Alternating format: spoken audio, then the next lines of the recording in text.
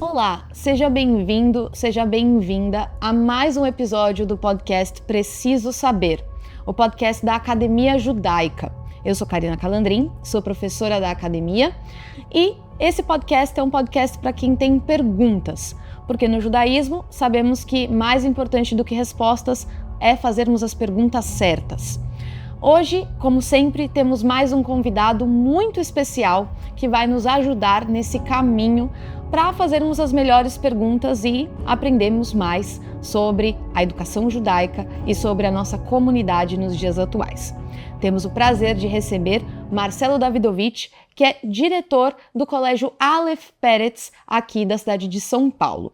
O Colégio Aleph Peretz se destaca por ser uma escola que busca atrelar a ética, a educação judaica e o compromisso com os seus estudantes e as famílias que escolhem a escola.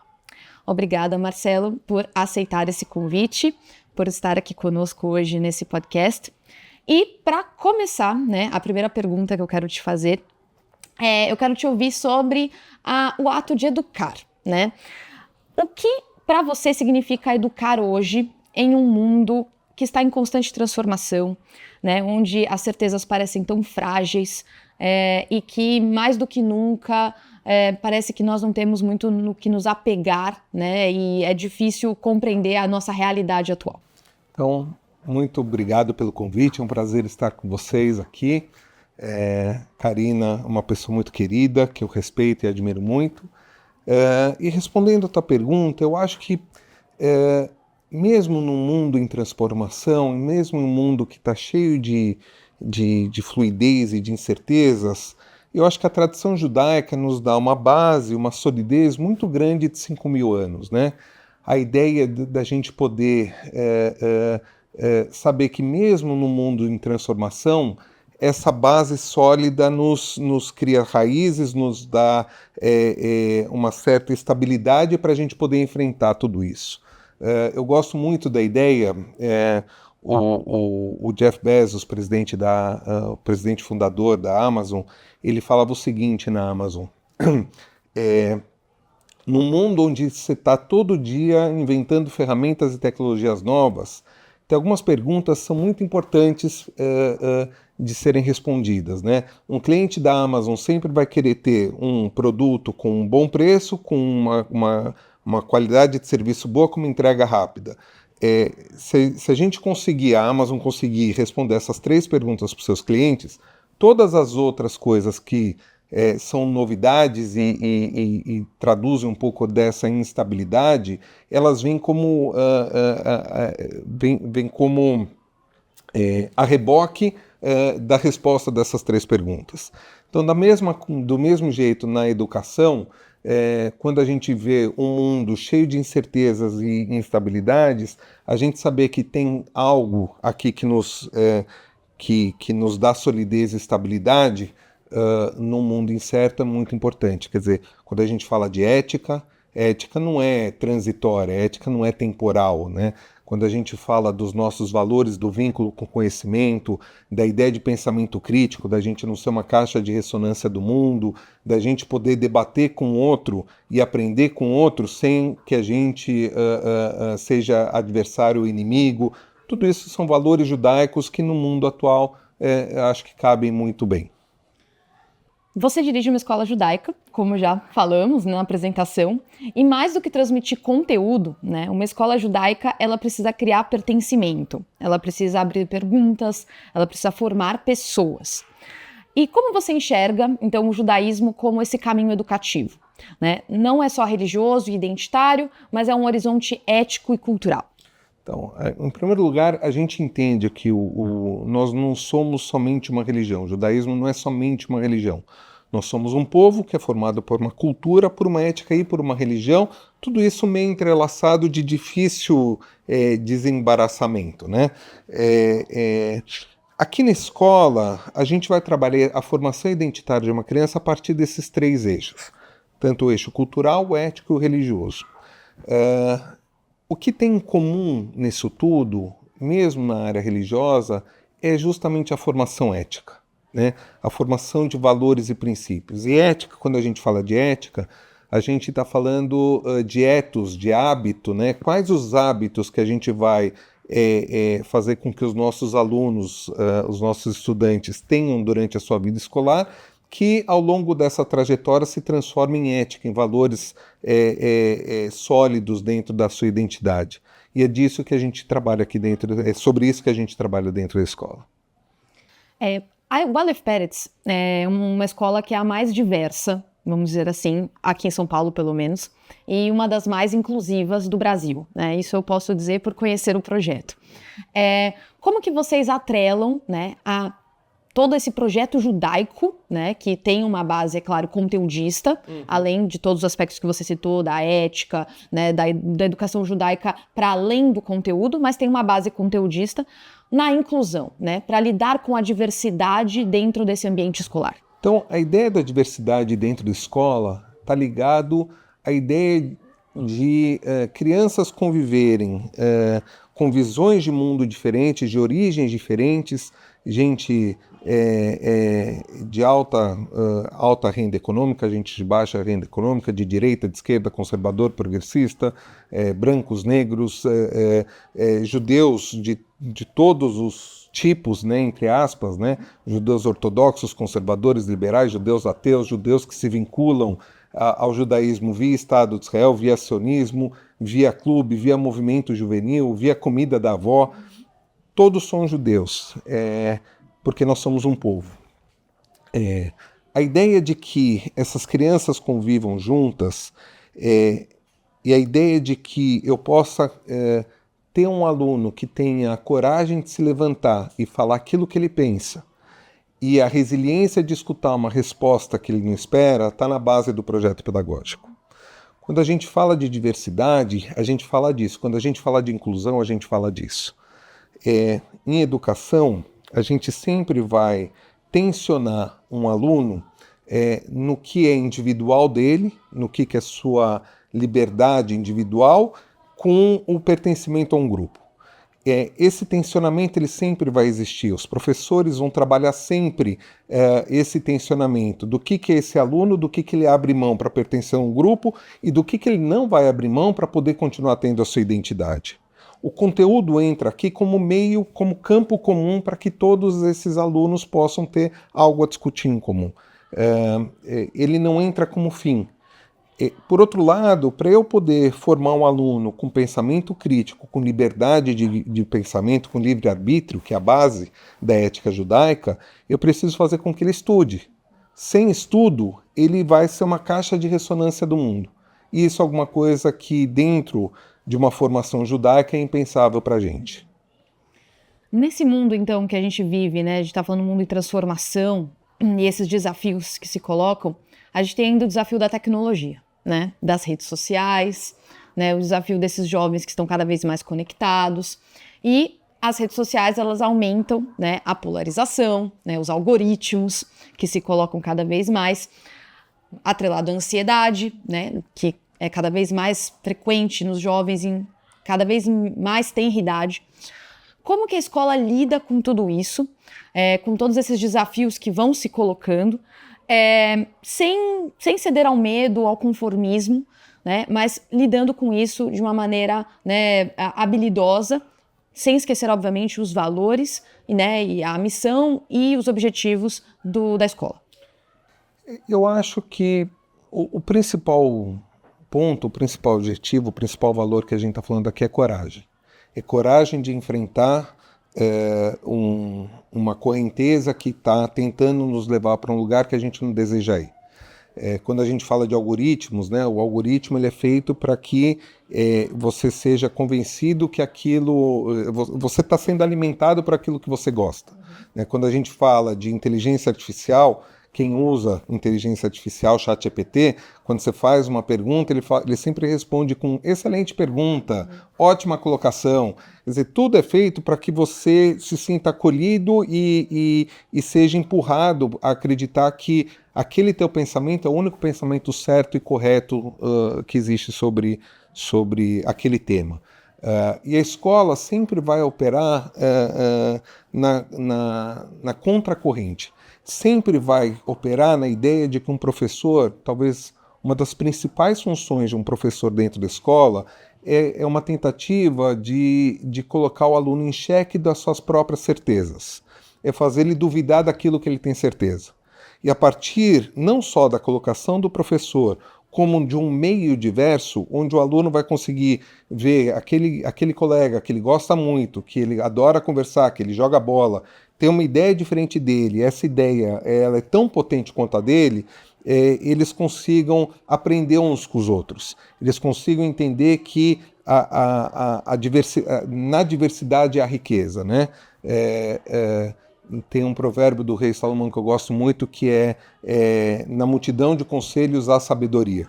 Né? Então a gente vai conversando com as pessoas, a gente vai entendendo outros pontos de vista, outras visões de mundo, que é justamente o movimento contrário do que as redes sociais e os algoritmos tentam fazer. Então um pouco dessa maneira que a gente trabalha na escola, com a ideia de que conteúdo é muito importante para você aprender sobre o mundo, da ideia de diversidade, essa diversidade vai te trazer possibilidades de conhecer pontos de vista, visões de mundo diferentes da sua, e da ideia de um professor não sendo um tutor dessas relações, mas um provocador dessas tensões. E que isso é profundamente judaico, né? Em vários episódios eu sempre cito essa frase que junta sempre dois judeus, tem três opiniões. Então essa discordância é profundamente judaica e é assim que a gente pensa que a nossa cultura, o nosso povo se desenvolveu, né? Na discordância, na discussão. A gente pega as discussões rabínicas, foi assim que, né, a própria até religião mesmo foi se desenvolvendo e se modificando e se aperfeiçoando, vamos dizer, de alguma forma, né? A partir dessas discussões que foram feitas no nosso povo. Agora, Marcela, uma pergunta mais pessoal. Eu quero saber um pouco da sua trajetória, né? Eu conheço pessoalmente, mas para o nosso público conhecer. Você hoje atua na educação, mas sempre foi assim? Né? Teve algum ponto de virada na sua vida que te fez repensar, né, sua trajetória profissional, que te fez repensar a atuação na educação? Bom, eu sou engenheiro de formação, me formei nos anos 2000, na Escola Politécnica da USP, trabalhei a vida inteira como engenheiro, fui empresário e tem um ditado em Yiddish, que a tradução em português é muito bacana, que a gente faz planos e Deus ri. E a minha vida foi mais ou menos assim. Eu entrei aqui na escola como voluntário ainda, na transição do Bialik para o Aleph aqui dentro da Hebraica, a partir de uma conversa de elevador. Né? Eu morava num prédio, onde eu morava no terceiro andar, eu encontrei uma diretora mantenedora do então Bialik, chamada Dora Hamaui, por quem eu tenho a mais alta estima e carinho, porque ela foi a responsável por eu estar aqui hoje. E numa conversa de elevador eu falei: Dora, vocês vão se mudar mesmo para Hebraica, tal? O Bialik vai se mudar mesmo para Hebraica? Ela assim: vai sim, a gente tá em fase de projetos, já estamos começando a coletar orçamentos. Eu falei: se você precisar de alguma ajuda, conte comigo, estou à disposição. E o dia seguinte ela me liga e eu começo a trabalhar na compatibilização de projetos, contratos, orçamentos, toco toda a obra aqui, o gerenciamento da obra da escola onde ela está hoje, e foi assim que eu entro dentro da escola, ainda como diretor voluntário de patrimônio. Em 2015, o João, diretor pedagógico da escola, ele me chama para eu ajudá-lo na análise de dados da escola, e em 2017, depois da fusão com o Peretz, o Alexandre Ostroviec me convida para eu me tornar presidente da escola. E aí eu trabalho 7, 8 horas por dia como voluntário aqui dentro da escola, das 7 da manhã até as 3 horas da tarde, e no final de 2018 o conselho me chama para eu ser o diretor executivo, diretor-geral, diretor-presidente da escola. E foi assim que eu começo a entrar dentro de fato dentro da educação. A partir de 2018 começo a entrar dentro das questões pedagógicas, de orçamento, de vida comunitária, formação de identidade judaica, do jeito que a gente tem hoje, continua desenvolvendo aqui na Aleph Peretz. Perfeito. E nosso podcast se chama Preciso Saber, né? E a gente sempre pergunta, né? Sempre faço essa pergunta para os nossos convidados, se tem algo que você acredita que o nosso público precisa saber, né? Sobre o que a gente discutiu hoje, então sobre a educação judaica, sobre a escola judaica inclusiva, como é o Aleph Peretz. Então, o que você diria para o nosso público que ele precisa saber? É muito impressionante, existem 2 dados sobre a comunidade judaica, tanto no Brasil quanto no mundo, que eles são muito importantes. Um primeiro dado é o número de pessoas dentro da comunidade judaica, eu vou falar aqui no Brasil, que se declaram judias. São por volta de 90 a 100 mil pessoas, vai depender um pouquinho da fonte que você analisa. Um outro dado do número de pessoas que teriam direito de fazer aliá para Israel, que é o dobro disso, são mais ou menos 200 mil pessoas. Só que metade dessas pessoas não se consideram mais judias hoje. O que acontece, depois da Segunda Guerra Mundial, a gente tinha uma população judaica de mais ou menos 11 milhões de pessoas, hoje a gente tem uma população judaica de 18 milhões de pessoas, portanto um crescimento um pouquinho maior do que 50%. E a população do mundo cresceu 250%, aumentou 2,5 vezes. Então tem um desequilíbrio entre o crescimento da população judaica do mundo e o crescimento da população do mundo. E isso se dá justamente a partir, alguns estudos mostram sobre isso, dessa perda de identidade judaica. A perda da identidade judaica acontece em 2 ou 3 gerações no máximo. O que a gente tenta fazer aqui na escola, que eu acho que é importante para que todos saibam disso. A formação da identidade judaica, ela não é estritamente religiosa, ela não é estritamente ética, ela não é estritamente cultural. Ela acontece dentro de todos esses campos. E se a gente for capaz de apresentar possibilidades para a nossa comunidade judaica de se vincular a essa identidade, a gente vai ter uma possibilidade muito maior de manutenção e crescimento do nosso povo. A função da escola nesse sentido é essa. É como que a gente vai proporcionar uma experiência para que os nossos alunos se vinculem à sua identidade judaica da maneira como eles entenderem que devam se vincular. Seja via religião, seja via cultura, seja via ética ou qualquer outra maneira, como a gente já falou no resto da entrevista. Eu acho que é isso que eu gostaria que a nossa comunidade refletisse sobre. Perfeito. E, para finalizar, eu peço uma indicação de livro, que a gente sempre deixa, né, na descrição, né, além do áudio, é claro, e do vídeo. A gente deixa na descrição uma indicação, né, de livro que o nosso convidado deixa, então eu peço para você também. Essa é uma pergunta muito difícil. Que livro que eu indicaria? Eu acho que tem 2 livros que eu indicaria. Posso indicar 2 em vez de um? Pode sim. Um primeiro livro é um livro que me marcou a minha juventude e que é o meu livro de cabeceira até hoje. Eu adoro esse livro, que é o livro do Êxodos do Leon Uris. Um livro que me marcou muito nessa formação identitária. Eu entender todo o processo, né, do que aconteceu com os judeus europeus até o estabelecimento do Estado de Israel e todas as histórias, as narrativas, me marcou muitíssimo como formação identitária judaica. E um outro livro que eu gosto muito e que eu citei nessa entrevista é o livro de Provérbios do Rei Salomão. É um livro que eu adoro reler e pensar sobre cada um daqueles versículos. Eu acho que tem uma sabedoria ímpar naquele livro também. Perfeito. Muito obrigada, Marcelo, pela sua generosidade nessa conversa, pela lucidez com que você apresentou a educação judaica para nós aqui, o que o Aleph Peretz tem feito, que é muito importante para a nossa comunidade. Eu acho que você apontou vários elementos que são cruciais hoje na nossa comunidade, né? Algo que nós na academia nós temos sempre falado, né? A importância do conhecimento e também dos valores judaicos para a manutenção da comunidade judaica, né? Que é tão importante hoje com o advento do antissemitismo, com, né, toda a perseguição, a guerra que está acontecendo em Israel e tudo mais. Isso é tão importante, né, para a manutenção do nosso povo. Então, só tenho que te agradecer novamente pelo seu tempo, por você ter estado aqui conosco no podcast. Imagina, é um prazer, uma alegria. Eu que me sinto honrado de sentar numa mesa com você, Karina. É uma alegria, um prazer poder ter participado desse podcast. Um abraço a todos. Muito obrigada. E para você que acompanhou até aqui, Continue acompanhando os conteúdos da Academia Judaica. O nosso podcast sai a cada 2 semanas, às quartas-feiras, em todas as plataformas, tanto de áudio quanto de vídeo. Então você pode nos ouvir e também nos ver no seu tocador de podcast favorito e também no YouTube. E siga a Academia Judaica nas redes sociais para acompanhar os nossos cursos e conteúdos que são lançados periodicamente. Até uma próxima!